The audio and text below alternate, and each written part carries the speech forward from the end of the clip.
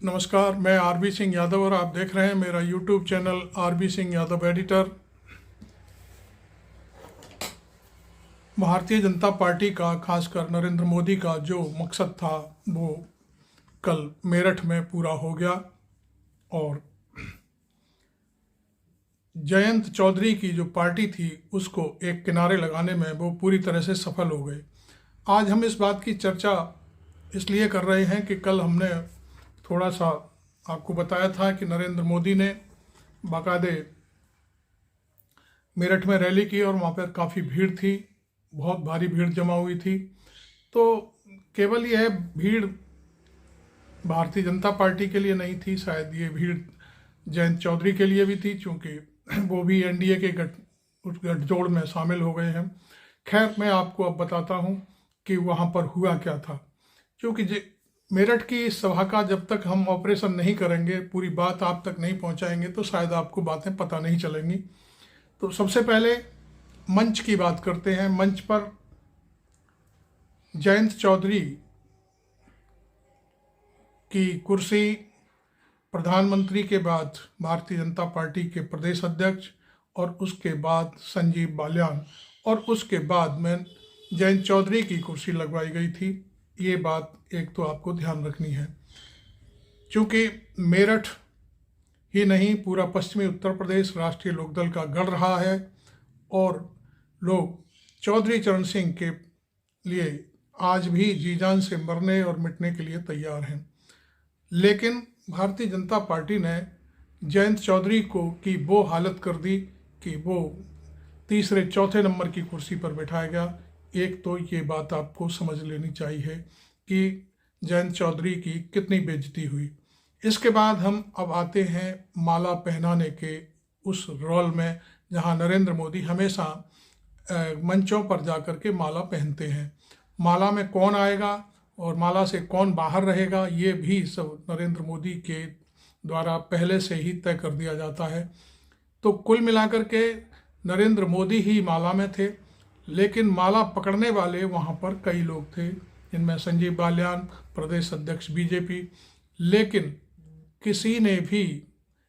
किसी भी भारतीय जनता पार्टी के नेता ने या फिर खुद नरेंद्र मोदी ने ये तक नहीं कहा कि माला में जयंत चौधरी का भी हाथ लगवाया जाए। हाथ लगना, वैसे तो ये कहा जा रहा है कि जाटों की जो चौधरी चरण सिंह के नाम पर जो रैली हुई थी उसमें जयंत चौधरी को माला के बीच में नरेंद्र मोदी के बगल में खड़ा होना चाहिए था, लेकिन ये तो बात दूर की है, माला से हाथ भी नहीं लगवाया गया। तो ये कितनी बड़ी बात, एक दूसरी बेइज्जती ये हुई। लेकिन उसके बावजूद एक हल भी लकड़ी का सौंपा गया था प्रधानमंत्री को सभा में, लेकिन उस हल में भी वो शामिल नहीं हुए। किसी ने फिर कह करके उनको कहा कि आप भी हाथ लगा दीजिए, तो वो थोड़ी एक पल के लिए उनका भी हाथ लगवाया गया था। ये रही तीसरी बेइज्जती। अब मैं आपको बताता हूँ कि इस घटनाक्रम के बाद जो संदेश पश्चिमी उत्तर प्रदेश में गया है बहुत ही नकारात्मक है जयंत के लिए, क्योंकि जयंत से, खासकर जाटों से,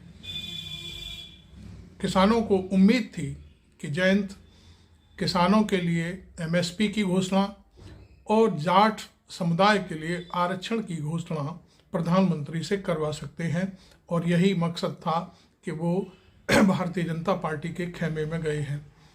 लेकिन जब भाषण खत्म हुआ तो नरेंद्र मोदी ने इनमें से किसी भी मांग पर, जैसे गन्ने का बहुत बड़ा इशू है पश्चिमी उत्तर प्रदेश में, गन्ने पर भी किसी भी इशू पर उन्होंने बात नहीं की। उन्होंने किसानों को एक बात और कह दी कि हम 6,000 रुपया देते हैं, मेरठ में भी बहुत लोगों को मिलता है। तो उन्होंने ये एहसान जता दिया कि हम 6,000 रुपया पर किसान लोगों को देते हैं। तो ये रही उनकी चौथी बेइज्जती। अब मैं पांचवी बेइज्जती पर आता हूँ। जयंत चौधरी जब भाषण दे रहे थे तो पीछे से जो अनाउंसर महिला थी उसने 2 बार जयंत चौधरी को टोका और कहा कि भाषण छोटा करिए। ये कितनी बड़ी बेइज्जती है। ये उनकी पांचवी बेइज्जती थी। लेकिन इसके बावजूद भी उनको ये कहना पड़ा जयंत चौधरी को कि हाँ करता हूँ। लेकिन क्या इस तरह का व्यवहार उनके ही गढ़ में, जहाँ पर रैली हो रही है चौधरी चरण सिंह के नाम पर, वहाँ होना चाहिए था?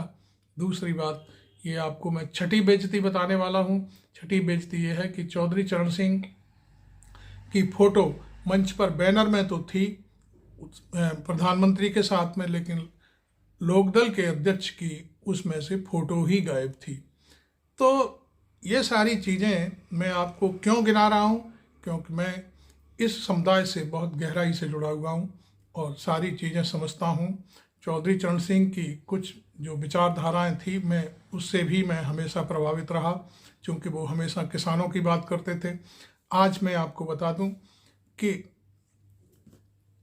अखिलेश यादव ने जयंत चौधरी को 7 सीटें पश्चिमी उत्तर प्रदेश में लोकसभा की देने का वादा किया था, लेकिन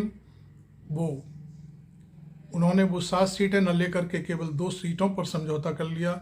इसके बावजूद अखिलेश यादव ने सबसे पहले उनको राज्यसभा में पहुंचवाया। ये एक बड़ी बात थी, जबकि ये बाहर घूम रहे थे। इससे पहले विधानसभा के चुनाव में भी उन्होंने करीब 8 सीटें जितवाई थी एमएलए की। तो इन सब चीज़ों का उन्होंने, जब मामला आया कि चौधरी चरण सिंह को भारत रत्न दिया गया है, तो उसके बाद ये तत्काल पलट गए। लेकिन उससे पहले ये कहा करते थे कि मैं चवन्नी नहीं हूँ कि मैं पलट जाऊँ। मैं इस बात को इसलिए कह रहा हूँ कि आज भारतीय जनता पार्टी ने उन्हें वास्तव में चवन्नी का रोल दिखा दिया कि आपका रोल चवन्नी है और चवन्नी से भी कम है, आप किसी के लायक नहीं हो। पश्चिमी उत्तर प्रदेश के एक जाट नेता हैं, मैं उनका नाम नहीं लूँगा क्योंकि वो थोड़ा सा प्रखर वक्ता हैं और हो सकता है जयंत चौधरी उनसे बुरा मान जाएं, लेकिन उनका जो अपना एनालिसिस है, उन्होंने मुझे बताया कि जयंत चौधरी की औकात मेरठ की रैली में पूरी तरह से साफ हो गई। भारतीय जनता पार्टी के, खासतौर पर प्रधानमंत्री मोदी की नज़र में उनकी कोई औकात नहीं है। मैंने पूछा कि यह सरकार, वैसे तो मोदी की सरकार बनती दिखाई दे नहीं रही है, लेकिन बन भी गई तो क्या जयंत चौधरी इस सरकार में मिनिस्टर हो सकते हैं? तो उन्होंने साफ तौर पर कहा, क्योंकि वो बहुत अनुभवी किसान नेता हैं और वो हर नब्ज पर, जो किसानों की जो चीज़ें हैं उन पर नज़र रखते हैं। तो उन्होंने कहा कि ऐसा नहीं है, आपको, उन्होंने बड़े ही लंबे चौड़े अंदाज में कहा कि हो सकता है संजीव बालियान पहले भी कैबिनेट मंत्री रहे हैं और अभी भी कैबिनेट मंत्री, यदि सरकार बनती है तो बनेंगे और उनके अंडर में भी इनको किया जा सकता है, एक कहना चाहिए जूनियर डिप्टी मिनिस्टर के रूप में। तो ये बात मुझे बहुत मतलब उनकी एकदम समझ में आई कि क्या ऐसा भी हो सकता है। वैसे तो राजनीति में सब कुछ हो सकता है, आप जानते हैं, और ऐसा होना वैसा होना ये कोई मामूली बातें हैं। लेकिन मेरठ की रैली में ये दिखा दिया गया कि आपकी कोई औकात नहीं है, आप हमारे बलबूते ये जो 2 सीटें दी है वो जीतेंगे, बाकी आप कुछ नहीं कर सकते। तो कुल मिलाकर के ये रहा कि जयंत चौधरी की राजनीति को उन्होंने पूरी तरह से ख़त्म कर दिया। ये बात मैं भी कह सकता हूँ और तमाम जाट नेता भी कह रहे हैं।